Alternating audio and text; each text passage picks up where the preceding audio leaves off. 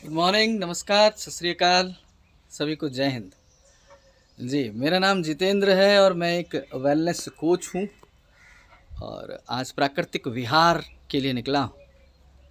सावन चल रहा है और हम सनातन संस्कृति से बिलोंग करते हैं, तो आप सभी को मालूम है कि नेचर हमेशा हमारी मदद करता है हमारे हेल्थ को सुधारने में।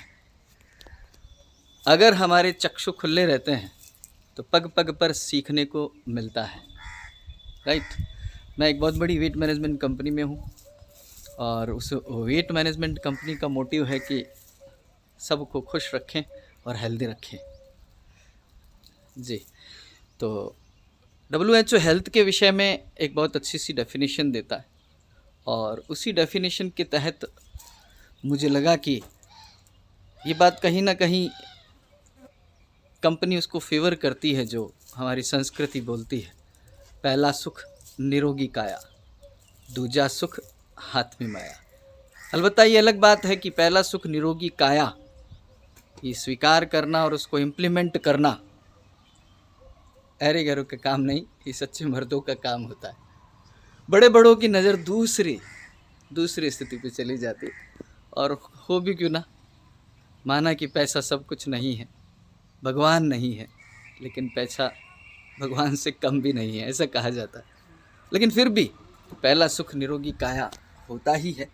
ये हम अगर निर्विवाद रूप से स्वीकार कर लें तो ज़्यादा अच्छा है, क्योंकि अगर ऑडी बाहर खड़ी है और बॉडी सही नहीं है तो ऑडी कुछ काम की नहीं है क्या? नहीं है। मुस्कुराते रहिए।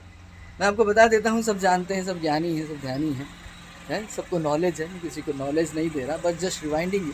WHO बोलता है कि हेल्थ खाली फिजिकल हेल्थ, डोले शोले बनाना, खुश देखना एक अलग बात है ना। सुंदर दिखना, चेहरा ग्लो करना चेहरे तक सीमित है, वो खाली फिजिकल और छोटा मात्र इत्तुसा बोलते हैं ना, इतनी सी डेफिनेशन है। लेकिन स्वस्थ तो कुछ और ही होता है। फिजिकल एक पार्ट है 4 पार्टों में से।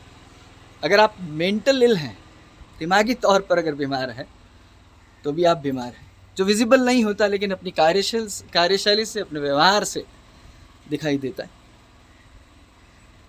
कराया सब गया जब आया अहंकार, मैंने किया मैं सब कुछ, आई एम सब कुछ।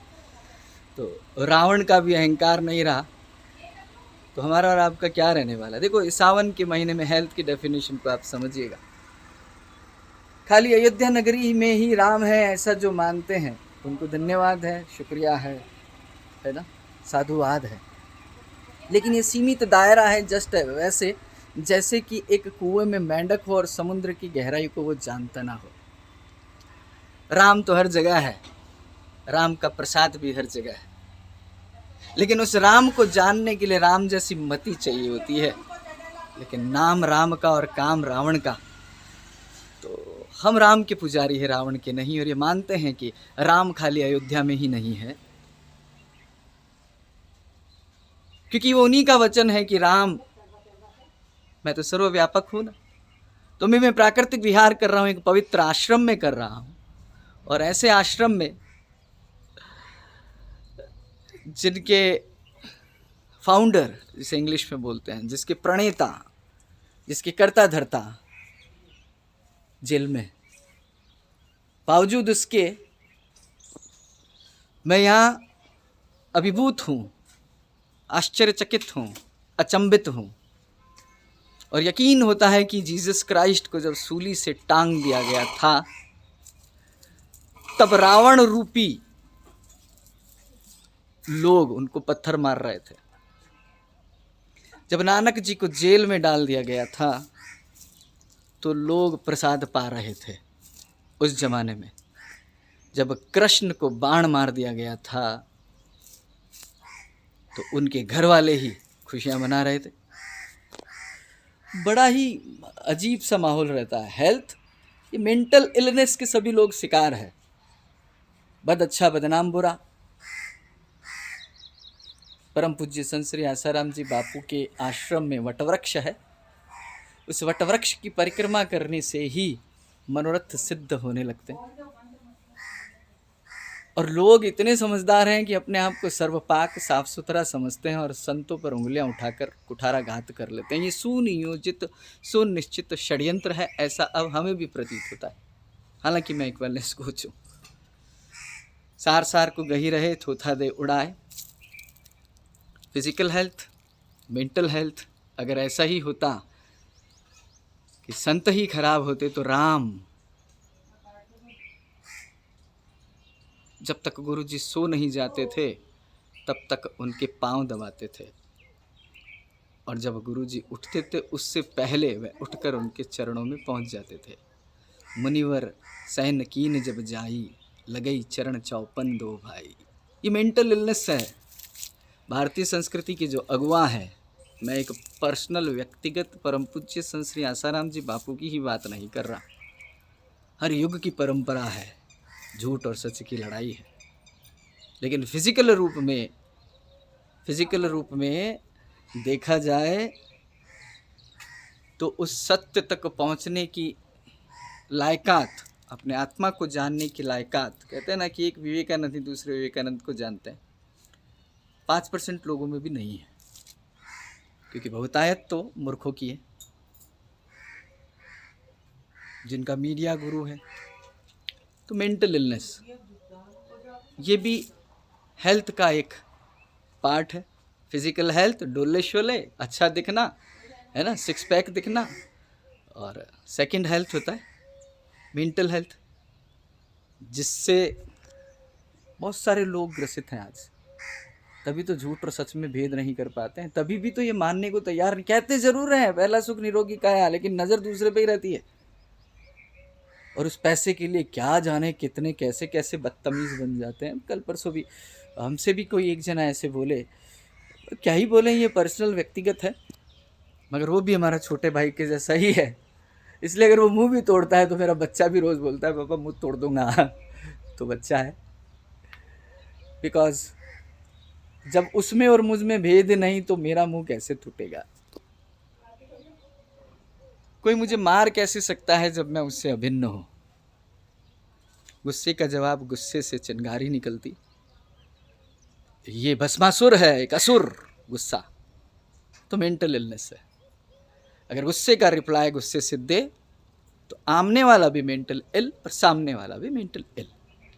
तो मैं एक वेलनेस इंडस्ट्री को डील करता हूं जिसमें 4 प्रकार के स्वास्थ्य पर विशेष ध्यान दिया जाता है। पहला सुख निरोगी काया, दूसरा सुख हाथ में माया, prevention is better than cure. तीसरा होता है सोशल हेल्थ। आपका आसपास का माहौल कैसा है, आप वही हो जैसे आपके आसपास के 5 लोग हैं। अगर आप अनपढ़ जाहिल लोगों के बीच में रहते हो, इलिटरेट, संत विरोधी, भगवत विरोधी लोगों के बीच में रहते हो, तो आप भी वही हो, मैं भी वही हूँ। चाहे मेरा वेश तिलकदारी हो, कुछ भी हो, मैं वो नहीं हूँ तब भी हो ही जाऊँगा।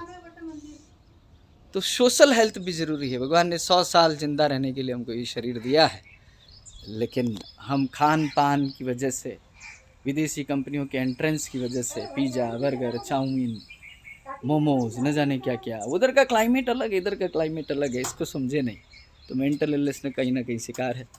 नकल करने में अकल भी चाहिए, नहीं तो शक्ल बिगड़ जाती है, ऐसा हमारे गुरुजी बोलते।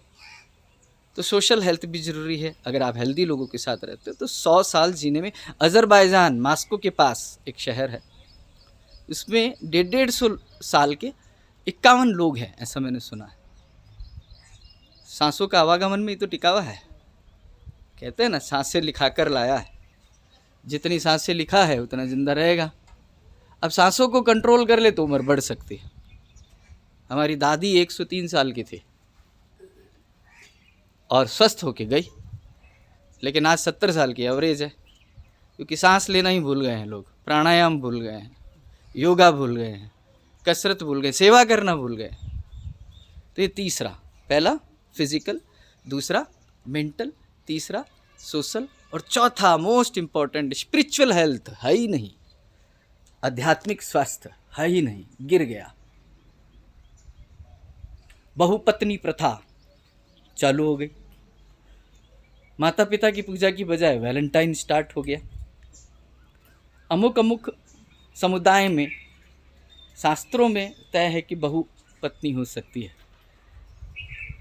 लीगली, मगर देखा जाए तो क्या अभी ईमानदारी से अगर एनालिसिस करें, नहीं लगता कि हर जगह चाहे सीधे चाहे अनसीधे इसकी प्रथा चल पड़ी है। ये वेस्टर्न कल्चर है। भारत विश्व गुरु था, विश्व गुरु है, विश्व गुरु रहेगा, क्योंकि इसका एनवायरनमेंट इतना ज़बरदस्त है। मैं एक वटवृक्ष की परिक्रमा कर रहा हूँ। पहले हुआ करते थे वटवृक्ष। अगर आज कोई अश्लील वीडियो हो, आधा अधूरा हीरो हीरोइन का वीडियो हो, और फला फला साहब ने इतना खर्चा किया क्या, मोबाइल का खर्चा बढ़ा दिया आम जनता पर, 25% ज़्यादा नेट का खर्चा चढ़ा दिया। वाह, कैसे कैसे ये भी मेंटल इलनेस है ना। बहुरत्ना वसुंधरा, ऐसे हमारी धरती पर इतना शादी में खर्च किया भाई साहब, इतना एम्प्लॉयमेंट दे सकते थे, मध्यम वर्गीय परिवार को नौकरी दे सकते थे, कहीं गुरुकुल, कहीं आश्रम खोल सकते थे, कहीं गौशाला खोल सकते थे। खैर, ये कहीं ना कहीं पार्ट है उस इलनेस का जो बड़े से बड़े लोग आज ग्रसित हैं। Physical health, mental health, social health और स्पिरिचुअल हेल्थ। मुझ में राम, तुझ में राम, सब में राम समाया है, कर लो जगत में स्नेह, सभी से कोई नहीं पराया है। एक ही माँ के हम सब बच्चे, एक ही पिता हमारा है, फिर भी न जाने किस मूर्ख ने लड़ना हमें सिखाया है। तुझ में राम, मुझ में राम, सब में राम समाया है। ऐसा ज्ञान देने वाले गुरुओं की कदर अगर नहीं होगी हिंदुस्तान में, तो भाई साहब राज सत्ता किसी भी हो, पुण्यों का घड़ा भरेगा और कुर्सी खींच ली जाएगी। जिसके लिए 5 साल लगाए वहीं शायद राज ना मिले, फिर भी राम राज्य आकर रहेगा, भारत विश्व गुरु बनकर रहेगा। मैं वेलनेस कोच आपको फिर से डिफाइन करूँ, WHO बोलता है कि हेल्थ खाली फिजिकल हेल्थ नहीं होती, मेंटल हेल्थ भी हेल्थ में इंक्लूडेड है, सोशल हेल्थ भी उसमें इंक्लूडेड है, मोस्टली स्पिरिचुअल हेल्थ। गुरु गोविंद दोनों खड़े किसके लागू पाओ, बलिहारी गुरुदेव की गोविंद यो बताए। ऐसे ही एक गुरु के आश्रम में मैं हूँ और मैं अभिभूत हूँ, उनके दर्शन के लिए लालायत हूँ। भले वो उनके साथ सरकार कुछ करे, भले संतों पर ही कुठाराघात करे, मगर अब क्रांति आएगी। ये मेरा वीडियो है और इस वीडियो को एज ए वेलनेस कोच आज मैं डिस्पैच कर रहा हूँ। पहले 19 वीडियो बन चुके हैं, आपस में प्रेम लोग भूल चुके हैं, मेरी ही बात चले इसी अहंकार में अड़े पड़े हैं। सब में राम, सब में राम, सब में राम। धन्यवाद। स्वस्थ रहें, प्रसन्न रहें और गुरु को प्रणाम करते रहें, क्योंकि वो साक्षात परब्रह्म है। हरि ओम।